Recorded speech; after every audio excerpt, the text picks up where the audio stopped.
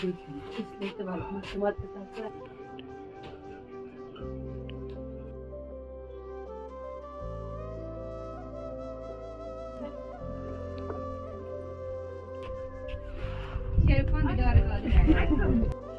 Hello दोस्तों, good morning. Welcome back to my YouTube channel. I hope आप सभी बढ़िया होंगे और मैं भी बिल्कुल ठीक हूँ। दोस्तों, सबसे पहले आपको जुगारू त्यौहार की हार्दिक शुभकामनाएं। आज पूरे पांगी में जुगारू त्यौहार को सेलिब्रेट किया जा रहा है, तो आपको दिखाते हैं कि किस तरह से जुगारू त्यौहार मनाया जाता है। तो अभी टाइम हो रहा है सुबह के 3, तो यहाँ पर सभी लोग पांगी में सुबह ही उठ जाते हैं, तो जुगारू त्यौहार को सेलिब्रेट करते हैं। तो सबसे पहले भगवान का आशीर्वाद लेते हैं, तो उसके बाद ही इस त्यौहार को शुरू किया जाता है। तो आप भी बने रहिए मेरे साथ वीडियो में लास्ट तक, तो आपको भी दिखाते हैं जुगारू त्यौहार। तो चलिए चलते। जैसे ही मैं सबसे पहले सुबह उठी तो सबसे पहले मैंने यहाँ पर हलवा बनाकर तैयार किया। जैसे ही हलवा बनकर तैयार हो गया तो उसके बाद मैंने यहाँ पर ट्रे सजाई, क्योंकि सारी चीज़ें इस ट्रे में रखी जाती है। तो पांगी में सभी के घरों में आपको देखने को मिलेगा। तो जब भी चाय दी जाती है तो उसके साथ में इस ट्रे को रखा जाता है। तो टाइम अभी लगभग आप देख सकते हो 4 बजने ही वाले हैं। तो यहाँ पर पापा ने दीपक जलाकर रख दिया हुआ है। तो जहाँ पर दीपक जलाकर रखा हुआ है इसे हम अपनी लैंग्वेज में तबारी बोलते हैं। तो यहाँ पर जब भी भगवान की पूजा की जाती है तो यहीं पर धूप रखा जाता है, दीपक रखा जाता है। और पापा ने यहाँ पर पूजा करना भी शुरू कर दिया हुआ है। तो ऊपर आपको लकड़ी पे दिख रहा होगा जो आकृतियाँ बनाई हुई है, तो ये सिल त्यौहार के दिन बनाई हुई थी, क्योंकि आज जुगारू त्यौहार है। तो यहाँ पर मैंने भी भगवान का आशीर्वाद लिया। तो उसके बाद हमने भी यहाँ पर जुगारू त्यौहार मनाना शुरू कर दिया। तो मम्मी सबसे पहले चूल्हे को प्रणाम करते हैं, तो उसके बाद पापा के पाँव छूकर पापा का आशीर्वाद लेते हैं और उनके गले मिलते हैं। और हम अपनी लैंग्वेज में बोलते हैं कि तकड़े असना जीतुस। और उसके बाद मैंने भी चूल्हे का आशीर्वाद लिया और पापा का आशीर्वाद लिया पाँव छूकर, और उनके गले लगकर मैंने भी कहा कि तकड़े असना जीतुस। और उसके बाद मम्मी भी आ गए और मम्मी का भी मैंने आशीर्वाद लिया पाँव छूकर। दोस्तों, यहाँ पर जो जुगारू त्यौहार होता है तो छोटों को बड़ों के पाँव छूकर उनका आशीर्वाद लेना पड़ता है।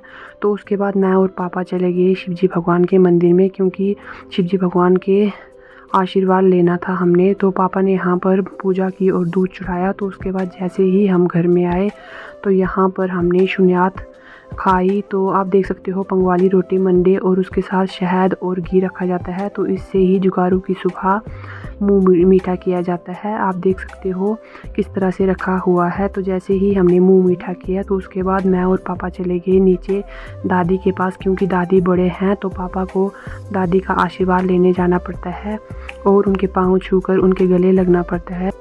थोड़ी ही देर बाद मेरे दूसरे दादी भी आ गए हैं यहाँ पर। तो उन्होंने भी सबसे पहले चूल्हे को प्रणाम किया। उसके बाद यहाँ पर देवरानी जेठानी के पाँव छूते हुए उनके गले लगती है। आप देख सकते हो किस तरह से पाँव छुए हैं और गले लग रहे हैं।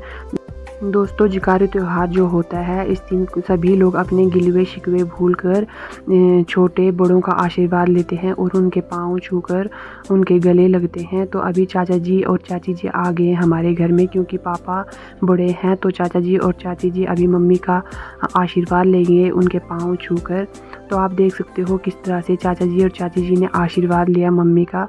तो जैसे ही आशीर्वाद लिया तो थोड़ी ही देर बाद यहाँ पर खाने पीने का काम शुरू होता है। वैसे तो सुबह का टाइम था तो ज़्यादा खा पी नहीं पाते हैं, तो थोड़ा बहुत हलवा प्रसाद चखना पड़ता है। तो उसके बाद हम सभी चले गए दादू के पास, क्योंकि दादू बड़े हैं तो हम सभी को उनके साथ मिलने जाना पड़ता है, क्योंकि उनका आशीर्वाद लेना पड़ता है।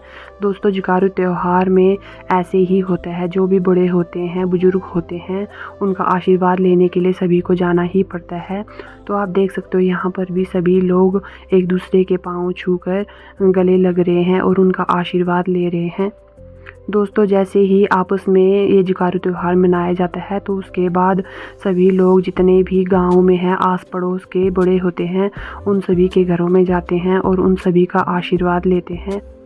दोस्तों, दादाजी का आशीर्वाद लेने के बाद हम वापस आ गए अपने घर को, क्योंकि हमारे घर में भी बहुत सारे लोग आने वाले थे जुगारू त्यौहार मनाने के लिए। तो दोस्तों, ऐसे ही होता है पांगी में, तो सभी को एक दूसरे के घर जाना पड़ता है, भगवान का आशीर्वाद लेना पड़ता है। उसके बाद यहाँ पर एक दूसरे के पाँव छूकर उनके गले लगकर उनका भी आशीर्वाद लेना पड़ता है। आप देख सकते हो किस तरह से यहाँ पर पाँव छूकर आशीर्वाद लिया जा रहा है।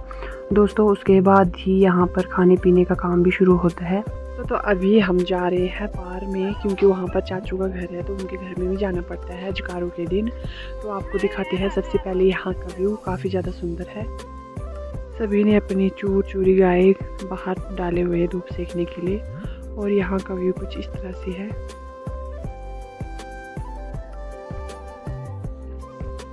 कुछ टाइम पहले यहाँ पर बर्फबारी हुई है और यहाँ पर अभी सारे लोग इकट्ठा हो चुके हैं, क्योंकि पार वाले जो घर है चाचू के, तो उनके घर के लिए सभी इकट्ठे होकर ही जाते हैं। दोस्तों अभी हम जिन चाचू के घर में आए हुए हैं जुकारू मेला सेलिब्रेट करने के लिए, तो इनका घर गांव से थोड़ी दूर है। आप देख सकते हो हमारे गांव का व्यू यहाँ से कुछ इस तरह से दिखाई देता है। तो दोस्तों इनके घर में हम जुकारू मेला मनाने के लिए कोई दिन के टाइम आए हुए थे, तो अभी हमने नीचे जाना है, आपको घर दिख रहा होगा। तो यहाँ पर जो घर है तो सभी लोग साथ में ही आते हैं, क्योंकि दिन का टाइम हो जाता है। तो आसपास के जितने भी घर होते हैं सभी लोग पहले उधर जुकारू मेला करते हैं, तो उसके बाद ही जो पार में हमारे चाचू के घर है तो सभी लोग इकट्ठा ही उनके घर में जाते हैं जुकारू मेला मनाने के लिए। तो यहाँ पर भी सभी आशीर्वाद ले रहे हैं भगवान का।